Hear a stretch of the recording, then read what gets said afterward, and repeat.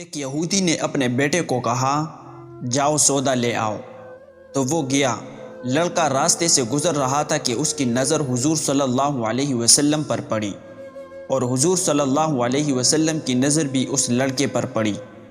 وہ وہی بیٹھ گیا اور وہی بیٹا رہ گیا، اور دیر ہو گئی۔ وہ یہودی کبھی اندر جاتا کبھی باہر آتا کہ لڑکا کہاں رہ گیا، آیا نہیں۔ ابھی تک سورج غروب ہو گیا، مغرب کی نماز ہو گئی، شام کو گھر گیا۔ باپ نے پوچھا ارے نادان، اتنی تاخیر کی؟ باپ بہت غصے میں کہ بڑا نادان اور پاگل ہے، میں نے کہا تھا جلدی آنا، تم اتنی دیر کر کے آئے ہو، اور تمہیں سودا لینے بھیجا تھا، تم خالی ہاتھ واپس آ گئے ہو۔ سودا کہاں ہے؟ سودا کہاں ہے؟ بیٹا بولا سودا تو میں خرید چکا ہوں۔ باپ کیا پاگل آدمی ہو تم، میں نے تجھے سودا لینے بھیجا تھا، سودا تمہارے پاس ہے نہیں، اور کہتا ہے خرید چکا ہوں۔ بیٹا کہتا ہے بابا یقین کرے سودا خرید آیا ہوں۔ باپ بولا تو دکھا کہاں ہے؟ بیٹے نے کہا کاش تیرے پاس وہ آنکھ ہوتی تو تجھے دکھاتا میرا سودا کیا ہے۔ میرے بابا میں تمہیں کیا بتاؤں میں کیا سودا خرید لایا ہوں۔ باپ نے بولا چل چھوڑ دے، رہنے دے۔ وہ لڑکا روز نبی رحمت صلی اللہ علیہ وسلم کے خدمت میں بیٹھنے لگا۔ وہ یہودی کا اکلوتا بیٹا تھا، بہت پیارا تھا، اس لیے کچھ نہ کہا۔ کچھ دنوں بعد لڑکا بہت بیمار ہو گیا، کافی دن بیمار رہا، اتنا بیمار ہوا کہ کمزوری اتنی ہو گئی کروٹ لینا مشکل ہو چکی تھی، اور پھر قریب المرگ ہو گیا۔ یہودی بہت پریشان تھا، پھر بھاگا گیا حضور صلی اللہ علیہ وسلم کی بارگاہ میں، اور بولا میں آپ کے پاس آیا ہوں، آپ تو جانتے ہی ہیں میں یہودی ہوں، مجھے آپ سے کوئی اتفاق نہیں، مگر میرا لڑکا آپ پر دل دے گیا ہے اور قریب المرگ ہے، آپ کو رات دن یاد کر رہا ہے۔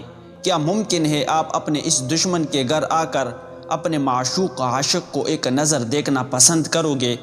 کیا یہ آرزو پوری ہو جائے گی کہ وہ مرنے سے پہلے آپ صلی اللہ علیہ وسلم کا دیدار کر لے؟ وہ کسی اور چیز کی آرزو نہیں کر رہا۔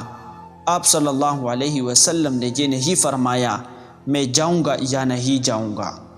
آپ صلی اللہ علیہ وسلم نے فرمایا ابو بکر اٹھو، عمر اٹھو، علی چلو چلے، عثمان آؤ، باقی بھی جو سب ہے چلے، آپ کے عاشق کا دیدار ہم بھی کریں۔ اپنا دیدار اسے دیتے ہیں، آخری لمحہ ہے، آنکھیں بند کرنے سے پہلے اسے ہم کچھ دینا چاہتے ہیں۔ چلو چلتے ہیں۔ یہودی کے گھر پہنچے تو لڑکے کی آنکھیں بند تھی۔ حضور صلی اللہ علیہ وسلم کا سراپا کرم ہی کرم ہے۔ لڑکے کی پیشانی پر آپ صلی اللہ علیہ وسلم نے اپنا دست اقدس رکھا۔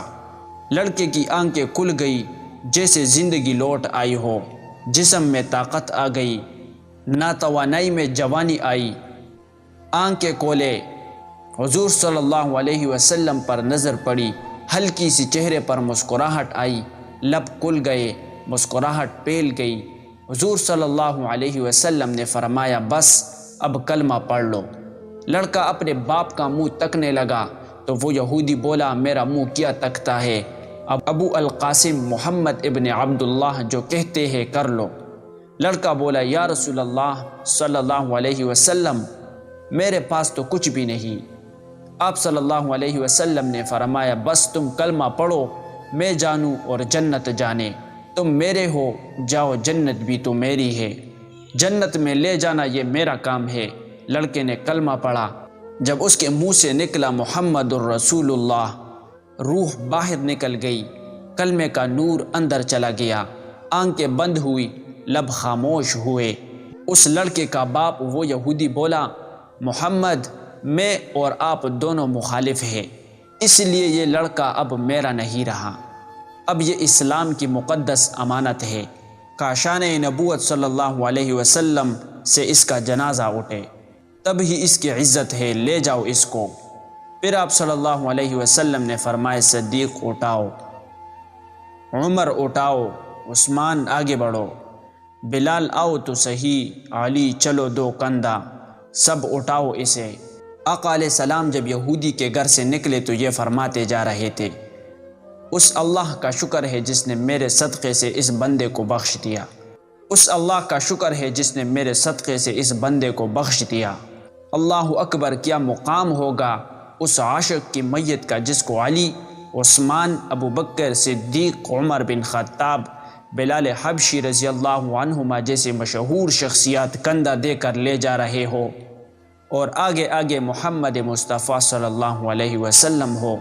قبر تیار ہوئی، کفن پہنایا گیا، حضور صلی اللہ علیہ وسلم قبر کے اندر تشریف لے گئے، قبر میں کھڑے ہوئے اور کافی دیر کھڑے رہے، اور پھر اپنے ہاتھوں سے اس عاشق کی میت کو اندر اتارا۔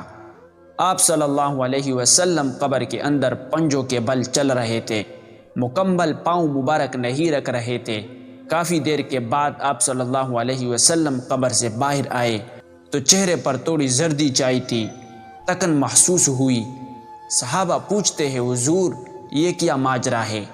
پہلے تو یہ بتائے آپ نے قبر میں پاؤں مبارک مکمل کیوں نہیں رکھا؟ آپ صلی اللہ علیہ وسلم پنجوں کے بل کیوں چلتے رہے؟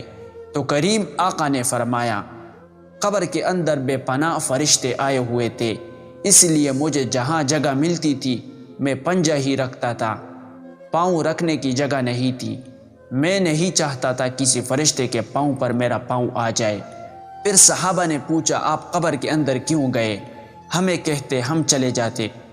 تو سبحان اللہ خوبصورت جواب دیا کہ میں نے اس لڑکے کو بولا تھا نا تیری قبر کو جنت بنا دوں گا، تو اب اس قبر کو جنت بنانے قبر کے اندر چلا گیا تھا۔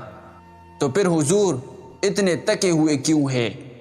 تکا اس لیے ہوں کہ فرشتے اور حورے اس عاشق کے دیدار کے لیے آ رہے تھے اور میرے وجود سے لگ لگ کر گزر رہے تھے، ان کی وجہ سے تک گیا ہوں۔ حوالہ سنن ابو داود، جلد نمبر 3 صفحہ نمبر 185، حدیث نمبر 3095۔ دوسرا حوالہ مسند احمد بن حنبل، جلد نمبر 3 صفحہ نمبر 175، حدیث نمبر 12815، حافظ ابن کثیر فی تفسیر ابن کثیر۔